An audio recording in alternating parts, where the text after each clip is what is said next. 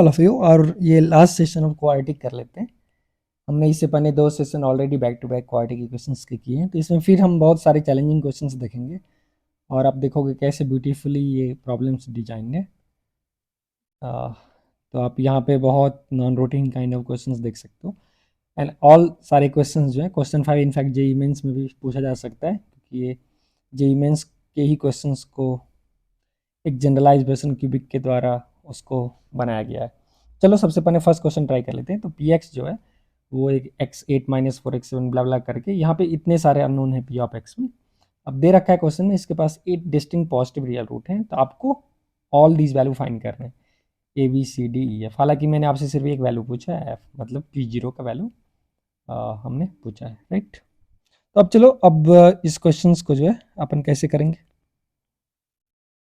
तो यहाँ पे डी एक्स स्क्वायर आएगा, sorry D x square plus x plus. तो सबसे पहले इस क्वेश्चन को तो आप डायरेक्टली सॉल्व कर नहीं सकते हो, क्योंकि कितने सारे अननोन है, 1 2 3 4 5 6। रूट्स के बारे में कुछ नहीं दे रखा है, सिर्फ इतना दे रखा है जो पॉजिटिव रियल रूट्स है। तो बिकॉज ऑफ दिस डाटा इनसिफिशिएंसी, मैंने प्रीवियस वीडियो में भी किया, डेफिनेटली ये इक्वालिटी केस ऑफ कोई इनइक्वालिटी है, ठीक है। तो अब दूसरे हिंट जो है वो पॉजिटिव रियल रूट से भी लग रहा है, जो कहीं ना कहीं एमजीएम लग सकता है। तो अगर मान लो मेरे पास ये रूट्स अल्फा 1 अल्फा 2 से लेके अल्फा 8 है, इसके रूट्स। तो अब अगर सम ऑफ रूट्स यहाँ से देखूँ, so what about alpha 1 plus alpha 2 till alpha 8, यह आ जाएगा अपने पास minus B pi which is 4। और फिर नेक्स्ट इन्फॉर्मेशन जो है वो हम product of root taken two at a time, alpha 1 alpha 2 plus alpha 2 alpha 3, ऐसे ऑल कॉम्बिनेशंस जो आएगा दैट्स इक्वल्स टू -7।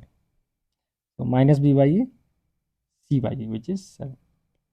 अब इस दोनों इन्फॉर्मेशन के बल पे मुझे एक ए एम जी में इनइक्वालिटी सोचना है, या फिर ऐसा इनइक्वालिटी सोचना है जो इस पॉजिटिव नंबर के लिए इस दोनों को रिलेट कर पाए।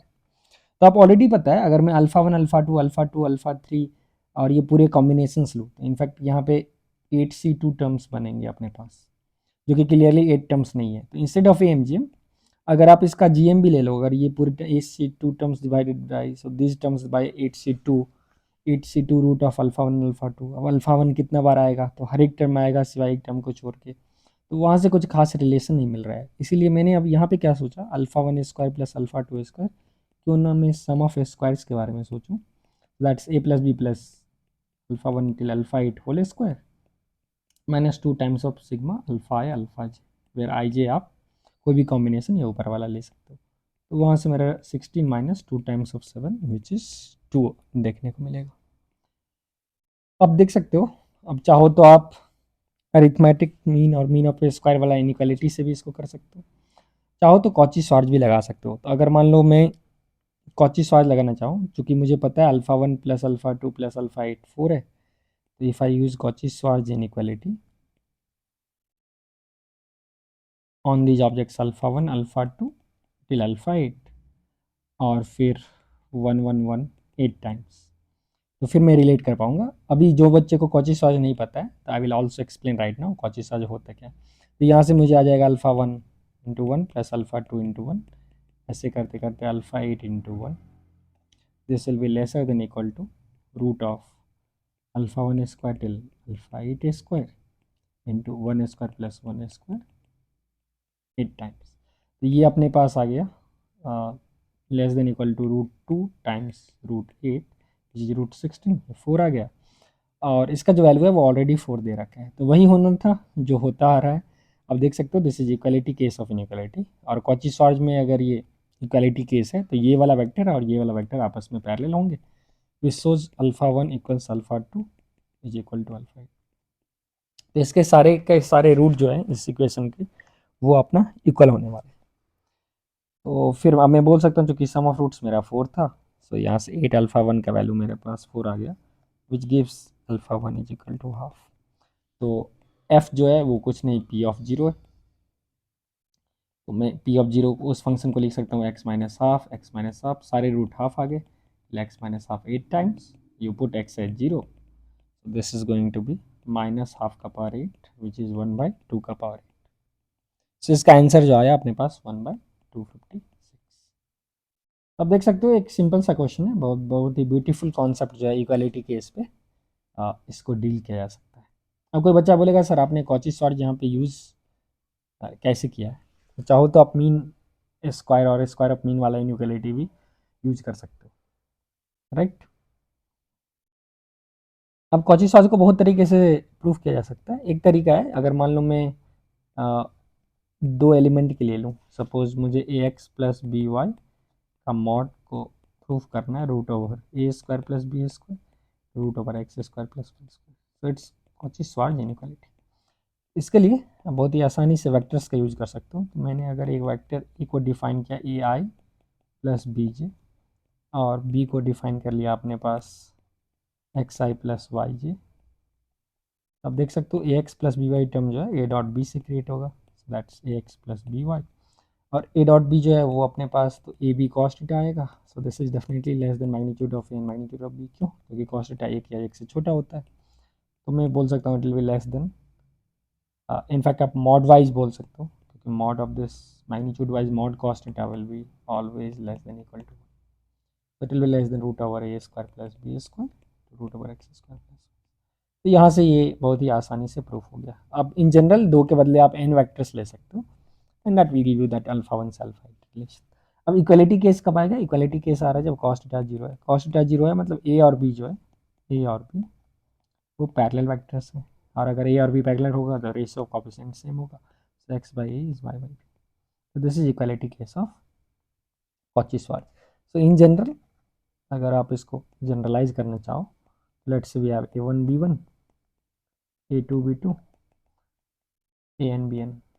अच्छा, कॉची श्वार्ट्ज में ऐसा कोई रेस्ट्रिक्शन नहीं है, वो पॉजिटिव ही होना चाहिए, कुछ भी हो सकता है real number, A one square plus A N square root over B one square all the way till B N square. And equality case will hold when ये वाला vector A one A two वाला vector जो है वो parallel होना चाहिए B one B two वाला vector से। It means A one by B one should be equal to a2 by b2 should be equal to an by bn. So this is a condition for equality case of this Cauchy-Schwarz inequality. तो उम्मीद है काफ़ी आपको मज़ा आया होगा। हालांकि आप इसको बहुत सारे तरीके से सॉल्व कर सकते हो, इसको आप स्क्वायर करके भी सॉल्व कर सकते हो। जैसे मेथड टू जो होगा, दो ऑब्जेक्ट के लिए अगर मैं बोलूँ A X plus B Y का होल स्क्वायर आप प्रूफ कर दो, ए square plus B square into X square plus Y square से छोटा होगा। देख सकते हो अगर ये छोटा होगा तो A square X square plus B square Y square plus two A B X Y को छोटा होना होगा A square X square plus B square Y square plus A square Y square plus B square X square. अब ये शायद सही है क्योंकि ये दोनों कैंसिल हो गया, इसका मतलब कहीं ना कहीं मुझे a y whole square plus b x whole square minus two a y b x को greater than equal to zero होना होगा। और ये अटल सत्य है क्योंकि this is definitely universal truth, it's definitely true for all x y and a b, जो कि रियल है। रियल होना बहुत अनिवार्य है, अदरवाइज आप अंदर वाले ब्रैकेट को आयोटा भी ले सकते हो। और इक्वलिटी केस कब होगा? जब a y equal to b x होगा, जो मैं बोल रहा था, मतलब a y x is b y. अब देखो कितने तरीके से हमने इसको कॉची-श्वार्ट्ज को प्रूव भी कर दिया यहाँ पे, और साथ साथ एनालाइज भी कर दिया क्वेश्चन को कैसे सॉल्व कर सकते हैं। तो जब कभी भी आपके पास नंबर ऑफ अननोन इस टाइप की थ्योरी इक्वेशंस में बहुत ज़्यादा हो और सब पॉजिटिव दे रखा है, तो that's a clear cut hint of equality case of MGM inequality और कॉची-श्वार्ट्ज इनइक्वालिटी। हालांकि यही दो इनइक्वालिटी आपके सिलेबस में। चलो नेक्स्ट क्वेश्चन की ओर चलते हैं। तो ये भी एक अच्छा सा क्वेश्चन है, और यहाँ पे बोल रखा है पी एक्स जो है क्यूबिक है। अब पी एक्स क्यूबिक है तो इन जनरल कुछ ऐसा होगा, बोल रहा है तीन इनपुट पे पी का वैल्यू सेम है। तो मेरे पास कोई एक इनपुट रहा होगा x1, x2 और x3, जहाँ पे सेम हाइट आने वाला है, जहाँ पे ये हाइट जो है वो सेम आने वाला है। तो सपोज इस हाइट को हमने सी ले रखा, तो there exist three numbers x1 x2 x3 such that height same है, कोई बात नहीं। अब ये x1 और x2 के गैप के बारे में भी बोल रहा है, मतलब x2 माइनस x1 जो होगा वो ऑलवेज एक से बड़ा है, तो ये गैपिंग जो है वो is greater than equal to 1। और x2 और x3 के बीच में भी गैप के बारे में बोल रहा है, x3 माइनस x2 जो है वो ऑलवेज बड़ा है एक से, मतलब ये गैप भी एक से बड़ा होगा। अच्छा, मतलब इस रूट के बीच के गैपिंग के बारे में भी मेरे पास इंफॉर्मेशन दे रखी है।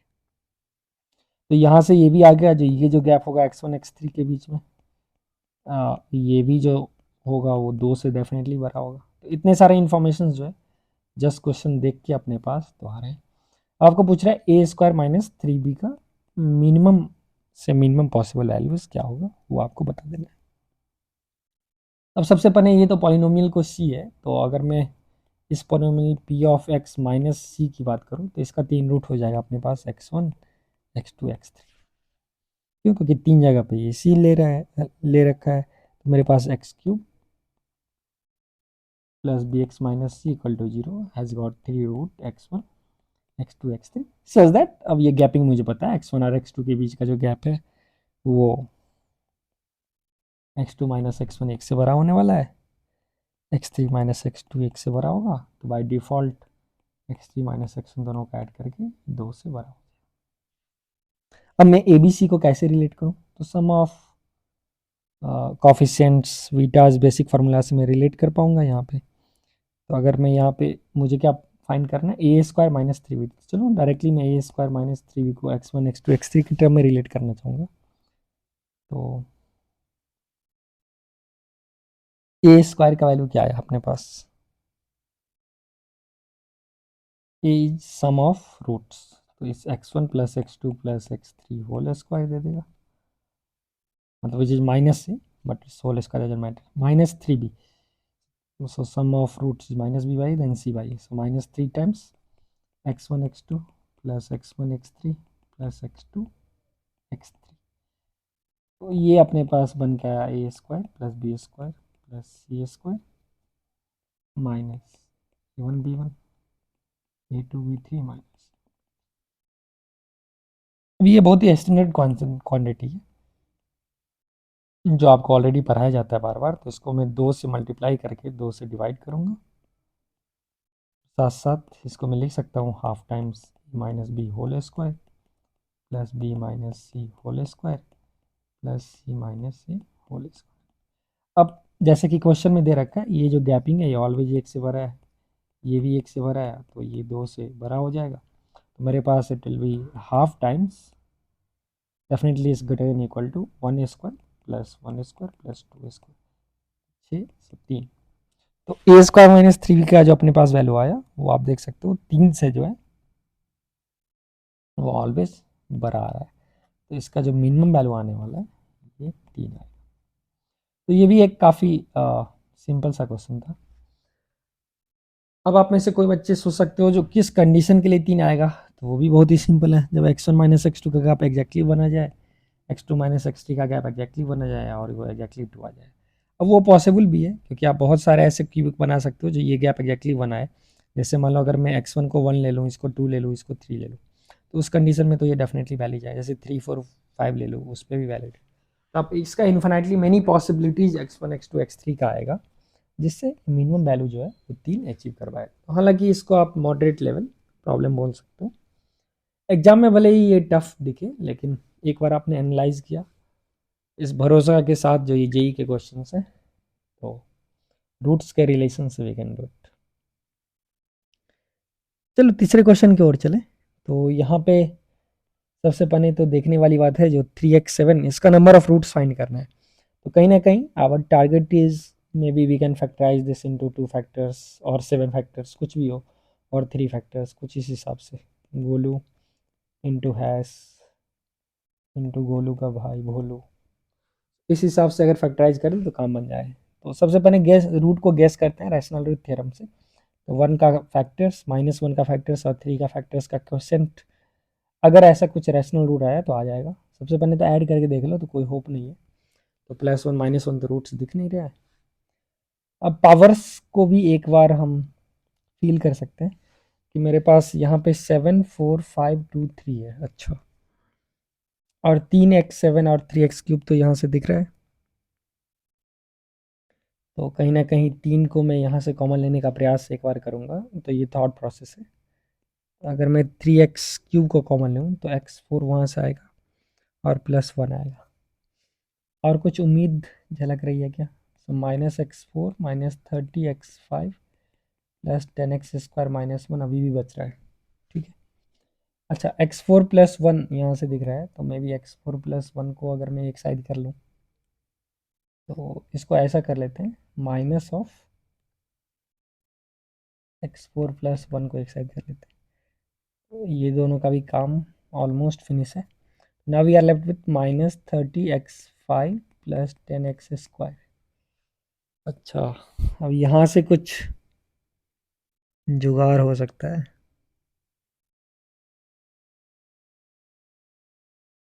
यहाँ से कुछ जुगाड़ हो सकता है क्या? अच्छा, 3x³ यहाँ से भी कॉमन आ सकता है। तो अगर मैं अब इस दोनों को, आप देख रहे हो ना कैसे थॉट डेवलप किया जाता है, क्योंकि 3x³ ये भी 3 × 10 है, तो इसको भी अपन इस दोनों को शायद मर्ज करते हैं, तो x4 + 1 -10x² आ जाएगा। अच्छा, और यहाँ पे ऑलरेडी गेम बना हुआ है, तो -(x4 + 1 -10x²). तो चलो काम बन गया, जस्ट एक बेसिक फैक्टराइजेशन से 3x³ -1 4 -10x² + 1 = 0। अब तो ये काफ़ी साधारण सा सवाल है आप लोगों के लिए। तो यहाँ से मेरे पास एक वैल्यू x का 1/3√3 देखने को मिला। तो यहाँ से x² को अगर मैं t मान लूँ, तो t² - 10t + 1 = 0। That gives 100 - 4ac 96। तो यहाँ से जो x का वैल्यू आएगा वो आप चेक कर सकते हो, √3 + √2 आएगा। फिर उसके कॉन्जुगेट्स आएंगे, -√3 - √2, √3 - √2 एंड -√3 + √2। क्योंकि कॉफिशिएंट्स रैशनल है, तो इरेशनल रूट्स जो होंगे वो कॉन्जुगेट पेयर में होंगे। तो 4 का 4 रूट यहाँ से मिल गया और 5वां रूट यहाँ मिल गया। तो यही इसका आंसर है। कुछ बहुत ही खास खतरनाक सा प्रॉब्लम नहीं था। लेकिन एक बार अगर आप नंबर ऑफ रियल रूट्स में अगर फंस जाते हो, जैसे कैलकुलस का यूज़ करते हो, तो उस रास्ते इसका पावर 6 आएगा लेकिन क्यूब आएगा। तो डायरेक्टली आप देख के इंक्रीजिंग डिक्रीजिंग नहीं कर पाओगे। तो कितना पॉजिटिव रूट आया, अगर क्वेश्चन ये पूछेगा, तो एक यहाँ पॉजिटिव दिख रहा है, एक यहाँ, तो 2 पॉजिटिव रूट आया और 1 2 3 जो है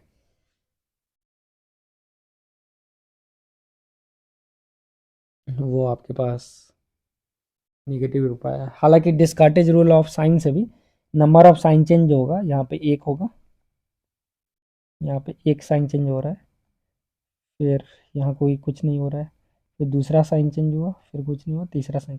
तो maximum number of positive root हालांकि यहाँ पे 3 था डिस्कार्टेज रूल ऑफ साइन से, तो हमने यहाँ 2 पाया है, क्योंकि Descartes rule maximum number of maximum की बात करता है, एग्जैक्ट रूट की बात नहीं करता। चलो नेक्स्ट क्वेश्चन पे चलते हैं। और नेक्स्ट क्वेश्चन अच्छा क्वेश्चन है। यहाँ पे पी एक्स एक फिर से बाई क्वार्टिक इक्वेशन दे रखा है, एक्स का -a whole square minus x plus a, S is set of all a belongs to real number such that polynomial मर रहा होगा कोई एक्स पे, और T is the set of roots distinct roots of polynomial, क्योंकि T is x belongs to R such that p x 0। अब बोल रहा है अगर टी में मॉड टी 0 2 3 4, तो ईच केस में आपको मॉड एस का वैल्यू निकालना है। मतलब अगर नंबर ऑफ रियल रूट्स जो सेट टी में अगर 0 एलिमेंट होंगे, मतलब पी एक्स का नंबर ऑफ रियल रूट्स अगर 0 है, तो फिर ऐसा find the value of A. Number of real roots अगर 2 है तो find all value of A. Number of real roots 3 है, 4 है, ऐसे ही आपको फाइंड करना है। तो सबसे पहले आप एक तो कैलकुलस का यूज कर सकते हो। एक तो बच्चा बोलेगा ठीक है पी एक्स है तो पी डैश निकाल लो, 2 × x² - a इंटू 2x - 1। अब फिर इसको एनालाइज करो, इसको एनालाइज करने के लिए फिर से इसका डेरिवेटिव निकाल लो, तो ये 4 × x² - a हो जाएगा, या 4x प्लस फिर 4x को छोड़ो और उसको डिफ्रेंशिएट करो। यहाँ से अपने पास 4x² - 4a आ गया और प्लस 8x² आ गया, 12x² - 4। तो हालांकि आप 4 कॉमन लेके 3x² माइनस, तो पी डबल डैश के नेचर से आप पी डैश की ओर भी जा सकते हो। और एक बार पी डैश जब आपको क्यूबिक का नेचर पता चल गया, वो ऐसा है या फिर रिपीटेड है, तो फिर आप पी के बारे में इंफॉर्मेशन ले सकते हो। तो ये तो हो गया एक मेथड प्रॉब्लम को सॉल्व करने का।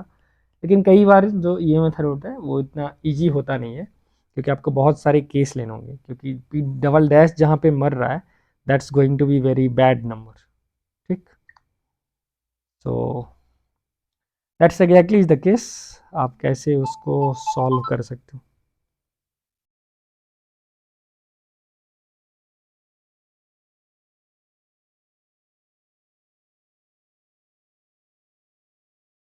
अगर हम दूसरी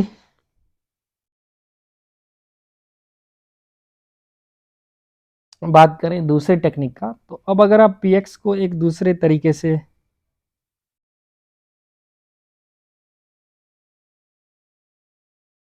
एनालाइज करोगे तो बहुत मज़ा आने वाला है। जैसे देखो, अगर मैं px को इस बाई क्वाड्रेटिक के फॉर्म में लिखना चाहूँ, x4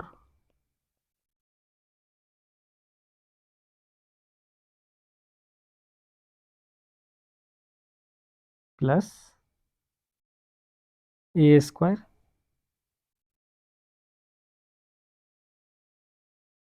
minus 2x square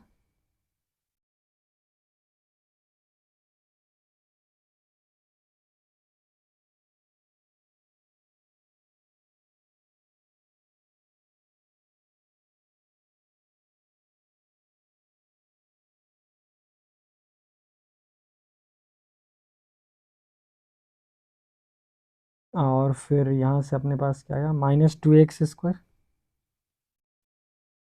minus 2a x square minus X minus, ये तो मेरे पास 4 डिग्री का इक्वेशन जनरेट हुआ। अब बहुत ही मज़ेदार बात है यहाँ पे, जो देखो इसको आप या तो 4 डिग्री का एक्सप्रेशन समझ लो, मतलब उससे आप फील कर सकते हो एक्स में, या फिर इसको मैं एक क्वाड्रेटिक भी समझ सकता हूँ। अगर मैं ये इस इक्वेशन की बात करूँ px0, तो I can also treat this as a quadratic in a, क्योंकि जब मैं क्वाड्रेटिक आपको पढ़ा रहा था तो बताया था कॉफिशियंट्स जो क्वाड्रेटिक है वो वेरिएबल भी हो सकता है। तो अब देखो ये हो जाएगा a square minus 2x square times ए,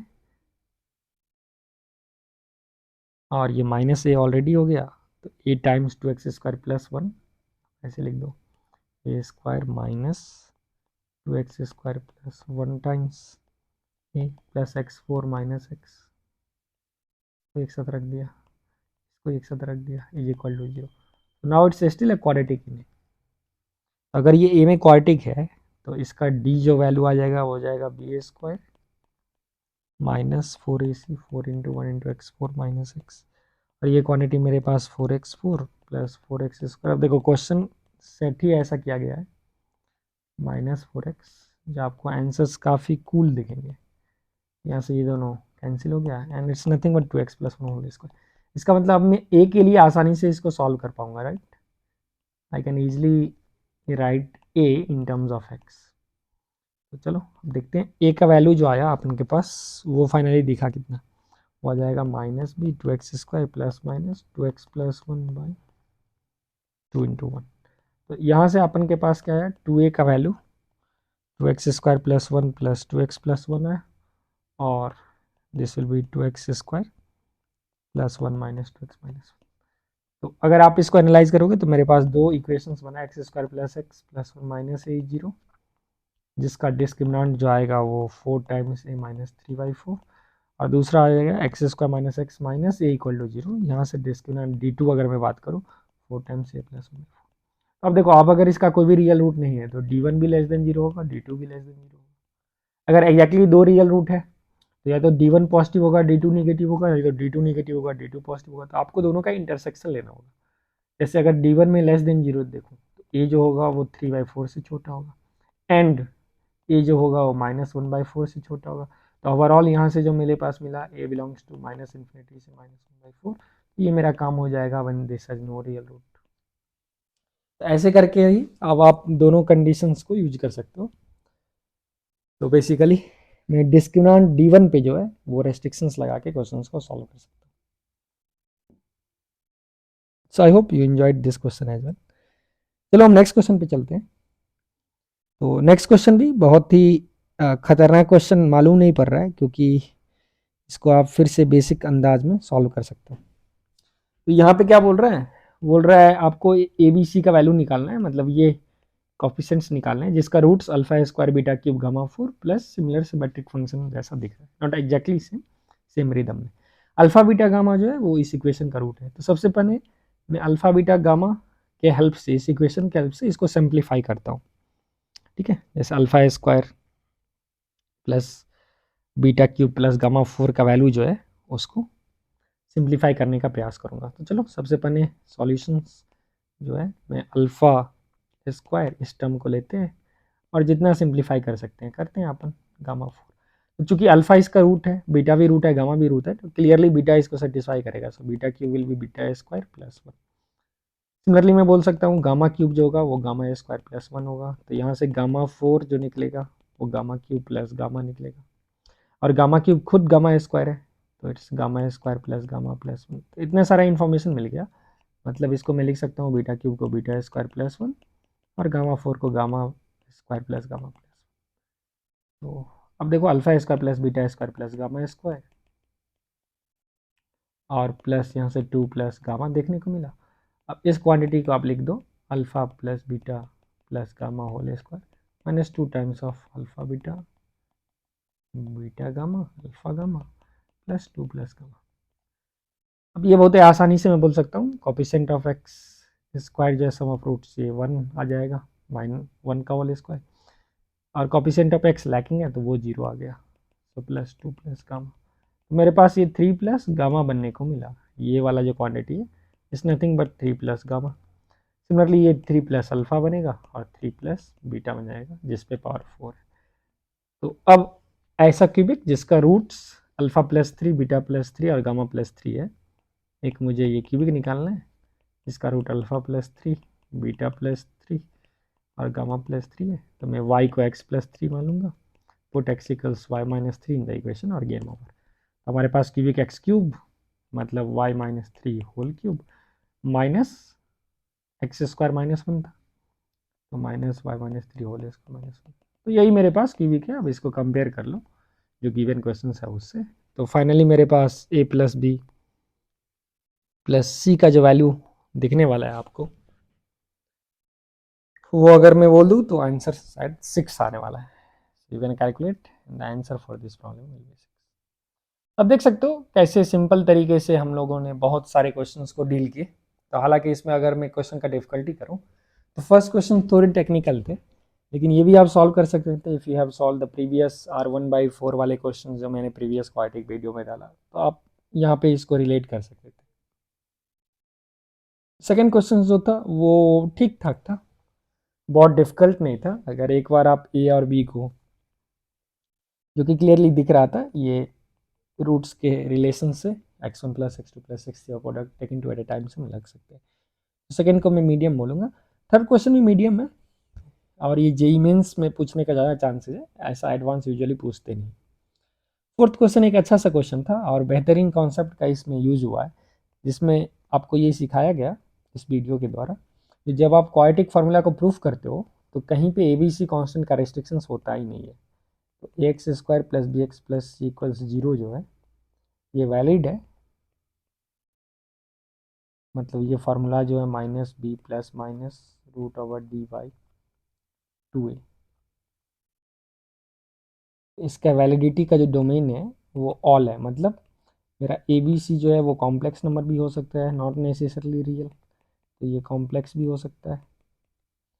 मेरा ABC जो है वो फंक्शन ऑफ एक्स भी हो सकता है, मतलब ऐसा हो सकता है ए खुद एक्स पे डिपेंड कर जाए, बी खुद वाई पे भी डिपेंड कर जाए, सी खुद जेड पे भी डिपेंड कर जाए।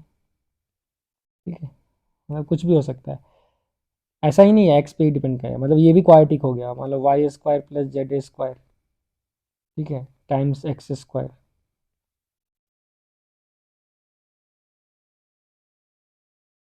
और y z into x plus Y square minus z square, ये भी एक क्वाड्रेटिक है। किस में क्वाड्रेटिक है? It's quadratic in x. ठीक है, तो आप बहुत बार क्या करते हो, और यहाँ पे कोई भी रियल और इमेजिनरी का कोई भी रेस्ट्रिक्शन नहीं है ये फॉर्मूला में। हाँ, लेकिन जब आप फिक्स करते हो ABC को रियल, तो उस समय में आप बोल सकते हो फिर जो रूट्स आएगा वो कॉन्जुगेट पेयर में आएगा, इमेजिनरी रूट्स। तो डिपेंडिंग अपॉन फिर ABC का ऑपरेशन फिक्स कर सकते हो, इंटीजर फिक्स कर सकते हो, और different different conditions will give different answers in different condition. लेकिन जब इन जनरल बच्चे प्रूफ करते हैं तो क्वाड्रेटिक को प्रूफ कैसे करते हो, 4a से मल्टीप्लाई कर दो, तो 4a square X square plus 4ab x plus 4ac 0। और ये एक लाइन का प्रूफ है, मुझे ये प्रूफ बहुत अच्छा लगता है क्योंकि यहाँ से 2x प्लस होल स्क्वायर आ गया, that will demand 2 times 2x into b, और मुझे बी स्क्वायर ऐड करना होगा दोनों साइड और फिर सब्ट्रैक्ट करना होगा। तो यहाँ से क्लियरली मैं देख सकता हूँ 2x प्लस बी का whole square plus B square minus 4ac। अब अगर ए बी सी रियल है तो ये डिपेंड करेगा, ये पॉजिटिव होगा तो काम सही है, नेगेटिव होगा तो थप्पड़ लग जाएगा, क्योंकि एलएचएस में समथिंग स्क्वायर है, राइट। तो यहाँ से मैं डायरेक्टली बोल सकता हूँ this equal to minus b plus minus, यहाँ से मैं बोल सकता हूँ x equal to minus b plus minus root over b square minus 4ac by 2। अब ये फॉर्मूला वैलिड है किसी के लिए, लेकिन जब आप ए बी सी को रियल नंबर के लिए फोर्स कर देते हो तो फिर डी जो है वो डिस्क्रिमिनेट करने लगेगा, that's why it's name is discriminate, मतलब ये रियल है इमेजिनरी यार वो है, और वो स्टोरी आपको पता है। So I hope you enjoyed this session, और इसमें बहुत सारे आइडियाज़ जो हैं आपको सीखने को मिला, लेकिन भाई उस हिसाब से वीडियोस का रीच आप लोग नहीं पहुंचा पा रहे हो। आई नो लाइक जो बच्चे हो ऑनेस्टली ट्राई करो, लेकिन प्लीज़ आप शेयर करो, जिससे ज़्यादा से ज़्यादा बच्चों का कल्याण हो इस वीडियो से, और वो और अच्छे से इंजॉय कर पाए इस चैप्टर्स को, क्योंकि ऐसा क्वेश्चंस और ऐसा कंटेंट जो है आपको यूट्यूब पे जल्दी नहीं मिलेगा। Thank you, have a good day, stay tuned. आप ज़्यादा से ज़्यादा लाइक और शेयर सब्सक्राइब कीजिए, जिससे मैं हर एक चैप्टर्स में इस हिसाब से क्वालिटी कंटेंट आपके सामने ला सकूँ। Thank you.